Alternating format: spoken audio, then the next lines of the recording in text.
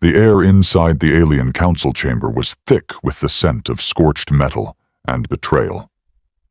Captain Ava Ramirez crouched behind an overturned table of obsidian alloy, pulse rifle cradled tight.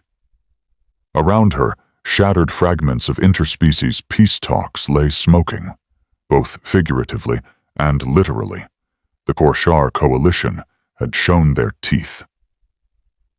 "Status," Ramirez snapped into her throat mic, her voice low and sharp. "Still breathing, mostly," came the voice of Marco Rook Vasquez through the comm, a faint chuckle crackling through plasma interference. "Borrowed a rifle from a very surprised bugman." "Diplomacy's dead, huh?" Dr. Elijah Khan muttered from her left, fingers flying over the remains of a shattered hollow panel. Sparks danced across his gloves. "I told them not to serve fish at a multi-species banquet." A scream echoed down the corridor, definitely human. Ramirez rose, peeked above cover, and dropped 2 armored guards with smooth, efficient bursts. Her jaw tightened. "They're taking hostages." "I'm tracking movement. Eastern corridor," Khan said, adjusting a jury-rigged scanner cobbled from alien tech and spit. "They're hurting the ambassadors. Fast." Zoya Tran pressed herself against the far wall, eyes wide but steady. "We can't let them reach the shuttle hangars. If they get those envoys off-world, Earth's reputation won't recover." "And I just bought Earth stocks," Rook chimed in over comms. "Tragic." "Focus," Ramirez snapped. "Zoya, you're with me. Eli, run interference. Rook—" "Already planting charges," he replied. "I'll make them forget they ever heard of gravity." Ramirez moved. The others followed. The eastern corridor was a mess of geometric alien architecture and smoldering bodies. Human guards were down, stunned or worse. Coalition forces in sleek crimson armor pushed a line of bound humans through with brutal efficiency. Ramirez felt a knot tighten in her stomach. The betrayal hadn't been sudden. It had been staged. Meticulously. Earth had extended an open hand, eager to build bridges. The coalition had taken it, and then driven a knife up to the hilt. Ramirez signaled for silence. The team flanked the corridor, Zoya accessing a secondary path, Khan slipping through a maintenance crawl space, rifle slung tight. The plan was simple. Cut off the convoy, free the hostages, survive. At Ramirez's signal, it all erupted. Zoya dropped down from an overhead duct and stunned 2 guards before they could react. Khan released a pulse wave from a hijacked drone, scrambling their comms and locking their armor in place. Ramirez surged forward, a blur of precision. The aliens fell like dominoes, surprised not by the force, but by the speed. Then the hostages started screaming. A second wave of guards arrived from a side corridor, plasma bolts raining fire. Ramirez dove, rolled, fired. Her HUD screamed proximity warnings, damage readouts, countdowns. One of the guards reached for a hostage. Ramirez didn't hesitate. A clean shot. Head gone. Zoya caught a falling diplomat, eyes shining with horror. This wasn't supposed to happen. They said peace. They lied, Ramirez said coldly, helping her up. That was on us. We believed them. Khan's voice crackled in. I've locked down their comms, but it won't hold. And Rook is... Boom! A section of the ceiling imploded, raining debris and laughter. Rook emerged from the smoke with a grin and a homemade gravity pack sputtering on his back. Ladies, gentlemen, fellow apex predators, shall we dance? The last of the coalition guards retreated, dragging wounded, calling for extraction. The humans didn't pursue. Not yet. Ramirez turned to the battered ambassadors. You're not safe here. Coalition ships will be hunting us before the hour's up. Where do we go? One of them asked, voice trembling. Off-grid, Ramirez said. We've got an extraction ship parked in orbit, registered to a religious outreach program. You'll like the robes." Khan stepped forward, eyes tired behind his glasses. "I've patched a signal through a maintenance relay. Earth Command may hear it." Zoya hesitated. "And if they don't?" Ramirez looked to the stars beyond the shattered glass of the chamber wall. Cold, vast, watching. "Then we go loud," she said. An hour later, the team stood aboard the Farseeker, a stealth shuttle repurposed from a colonial surveyor.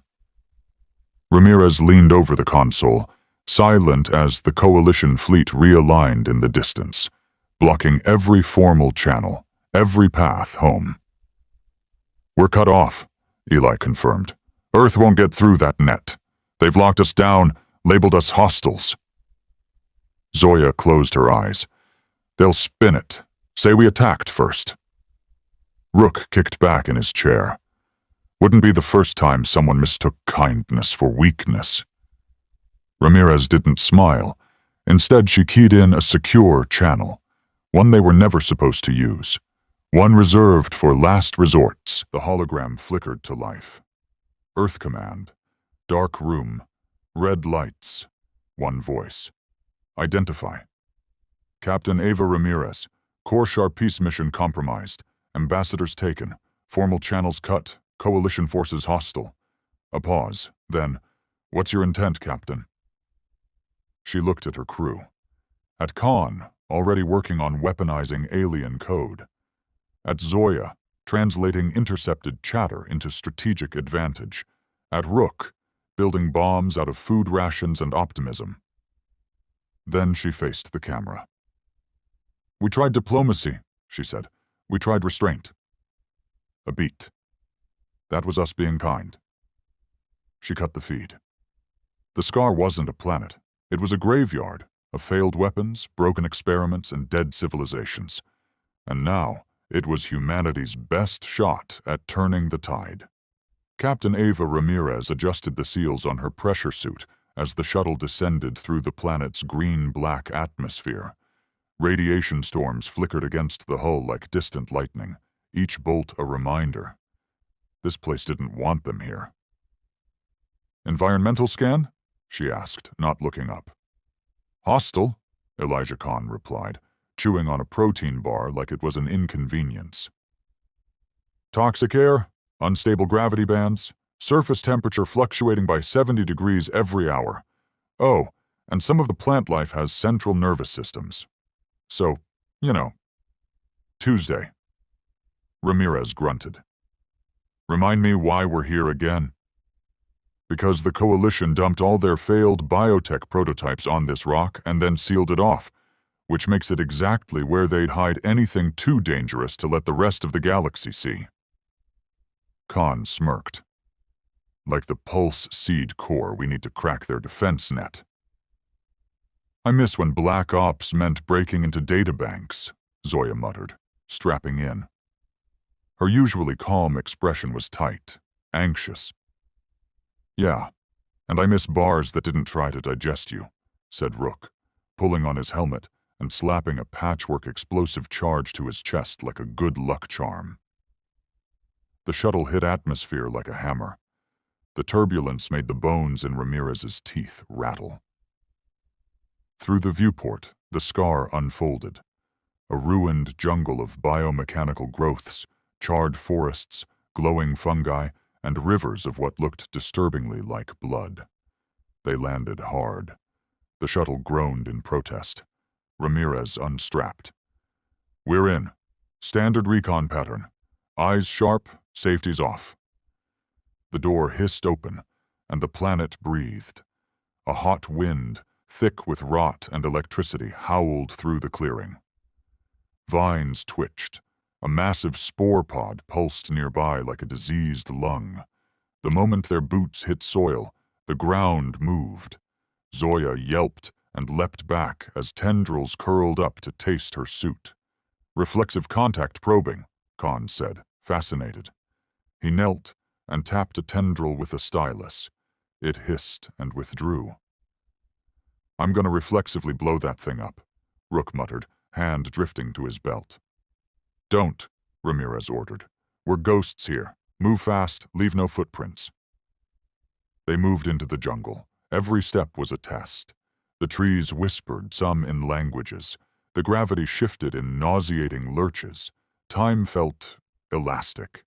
And through it all, the humans adapted. Zoya mapped the local neural net ecology, whispering melodies to calm, aggressive flora. Eli fashioned repellents from glowing bark and synthesized breathable air in real time, using a fungal converter he built on the fly. Rook laid traps using sentient moss that screamed if stepped on, but only at specific frequencies. Ramirez kept them moving, hours blurred. Then, they found it. A crashed Coalition research pod, half consumed by the jungle, its hull warped by decades of exposure. Inside, a pulsating orb wrapped in organic cabling, the Pulse Seed core. Khan whistled. That thing could hijack every Coalition relay from here to the core worlds. Zoya frowned. How do we even extract it? The jungle's practically built itself around it. We don't extract, Ramirez said. We take control. Khan's eyes lit up. Finally. As he got to work, Rook paced the perimeter, humming tunelessly. Something's off, he muttered. A heartbeat later, the trees moved. Figures emerged, tall, skeletal, spined. Not Coalition, not natural, bioconstructs. Ramirez swore. Defense systems. The lab called them woken hosts, supposed to be decommissioned. They're not decommissioned, Zoya said, backing up. They're angry. One lunged. Ramirez shot it through the throat. It didn't slow. Rook tackled it, slapped an incendiary charge to its back, and rolled away. The explosion lit the jungle. The hosts shrieked, a chorus of metallic agony. Khan shouted from the pod, I need 2 minutes. You've got 1, Ramirez barked, unleashing controlled fire. Zoya recalibrated her translator, sending high-frequency pulses to confuse the creatures. Some staggered, twitching violently. Others charged. Rook vaulted onto a downed tree and hurled an explosive canister into a knot of them. Come on, nightmares, I've been bored. One host nearly reached Khan, until Ramirez tackled it, slicing through its midsection with a plasma blade. It bled nanites. I really hate this planet, she muttered. Done, Khan yelled.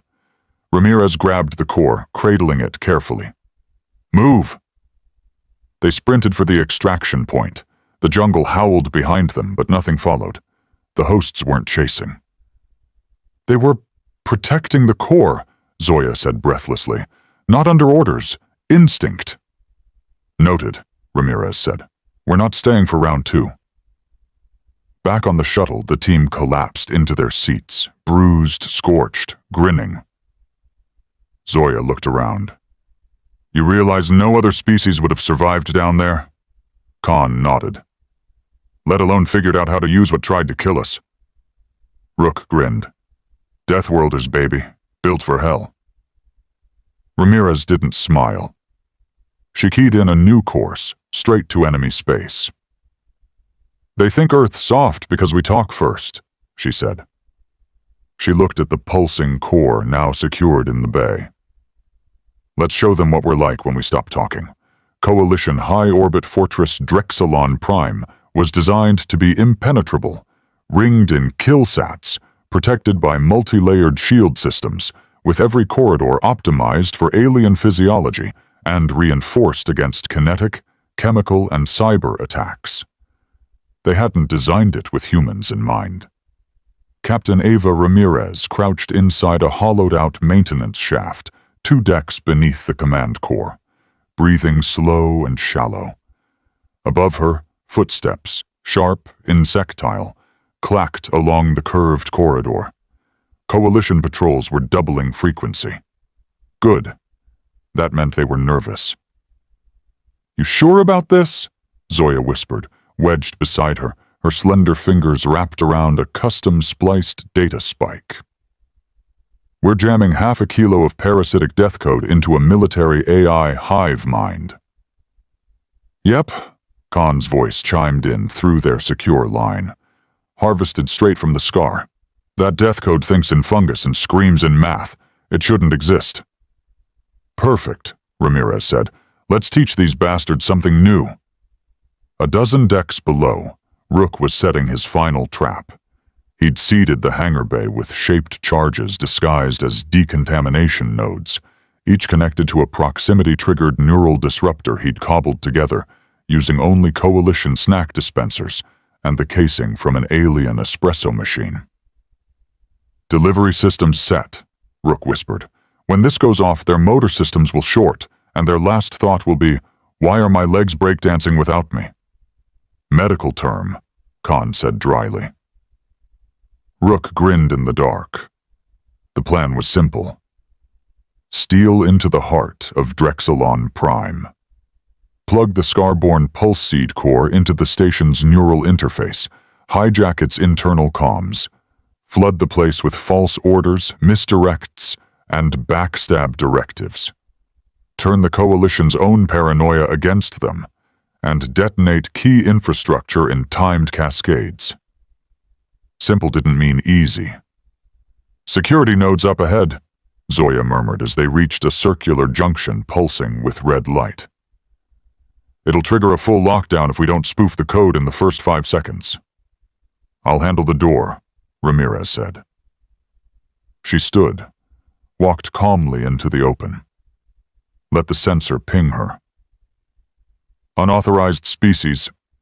Thunk. Her knife embedded in the node's speaker grill a millisecond before it finished the alarm trigger. Zoya ran in behind her, slid the spike into the console, and began typing faster than human eyes could track. "Spoofing ID, overriding door logic, uploading friendly biometrics. You've got 4 seconds. 3, said Khan in her ear. "The system's waking up." 2, Zoya muttered. "Almost there." The door hissed open. Ramirez slipped in first. "Move fast. We're on borrowed time." The command chamber of Drexelon Prime was eerily silent, an amphitheater of floating control orbs, all orbiting a massive hollow core of the entire Coalition defense net. "All right," Khan whispered over comms. "Plug me in." Zoya moved to the central pedestal and slotted the core. It pulsed. Once. Twice. And then the station screamed. The lights flickered. Power conduits spat sparks. Every console spat error codes in 36 languages. A guttural alien voice shrieked, "Consumption error, pattern not recognized." The Scar was waking up, inside their network. Khan's voice came through calm and surgical. "I'm in. I'm rewriting subroutines using Scar logic branches. They won't even be able to trust their own shadows." Across the station, doors locked and unlocked at random. Gravity surged and failed in disjointed pulses. Commands from High Command were rerouted, reversed, or turned into disturbing alien lullabies about photosynthesis and predation. Rook triggered the hangar charges. A series of brilliant blue-white flashes lit up the exterior cams, followed by the thunderous sound of panicked klaxons and alien swearing. "Confirmed. Internal forces are engaging each other," Khan said. "They're reading their own allies as threats. It's beautiful." Zoya leaned over the main terminal. "I just pushed a diplomatic directive into the high-priority broadcast channel. It quotes the Treaty of Callus 9. Ramirez raised an eyebrow. "Why?" "Because the fine print of Callus 9 forces any coalition species to pause hostilities for no less than 2 minutes to confirm legal accuracy when a treaty is invoked." "Stalling them with bureaucracy?" Rook said. "I take back every time I mocked lawyers." "Thanks," Zoya deadpanned. "I'll bill you." Their window was razor thin. The Scar code wouldn't last long. The station would self-purge, and the Coalition AI would reassert control unless Ramirez made it permanent. "Arm the overload relay," she said. Once we leave, this place melts. Khan hesitated. You realize this station is the backbone of their comm relay grid, right? Wiping it out will knock out coordination for half the Coalition fleet. Exactly, Ramirez said. They began their exfiltration, racing down blind corridors while the station cannibalized itself. Coalition guards fired on flickering illusions, screamed as gravity reversed mid-sprint, and collapsed as their own HUDs exploded with scar-borne error messages. Humans? They kept moving. Down a side corridor, a wounded alien commander leveled a plasma lance at Ramirez. You monsters! This wasn't supposed to happen! You were diplomats! She didn't blink. That was us being kind. She fired. They reached the evac point.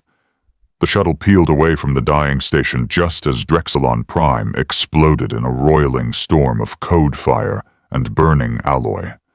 The crew stared in silence as the fireball collapsed into itself, taking 1/3 of the Coalition's military command with it. Zoya let out a slow breath. That was excessive. It was earned, Khan said quietly.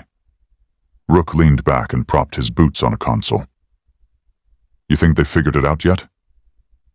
Ramirez stared at the stars.